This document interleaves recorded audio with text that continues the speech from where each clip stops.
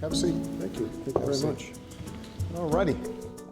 Is there a responsibility by the United States to do more in Libya, having been involved in overthrowing the Gaddafi regime? Yeah, I think the challenge that we're going to have is a recognition that we are hugely influential. We're the one indispensable nation. But when it comes to nation building, when it comes to what is going to be a generational project in a place like Libya or a place like Syria or a place like Iraq,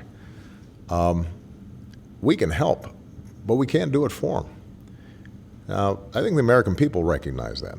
There are times here in Washington where pundits don't.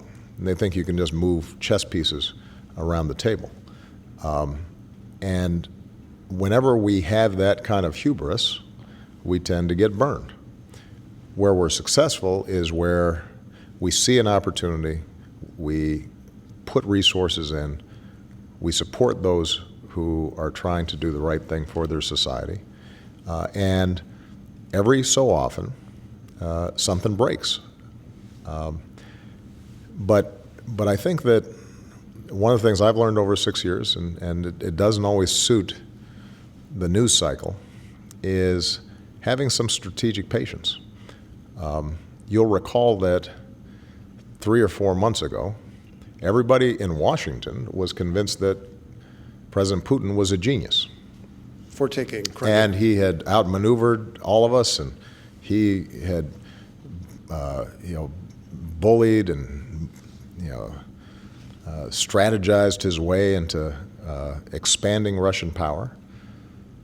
And I said at the time, we don't want war with Russia, but we can apply steady pressure, working with our European partners, being the backbone of an international coalition to oppose Russia's violation of another country's sovereignty, and that over time, this would be a strategic mistake by Russia. And today, I'd sense that at least outside of Russia, maybe some people are thinking what Putin did wasn't so smart. Are you just lucky that the price of oil went down and therefore their currency collapsed, or is it something that you did? If you'll recall, their economy was already contracting and capital was fleeing even before oil collapsed. And part of our rationale in this process was that the only thing keeping that economy afloat was the price of oil.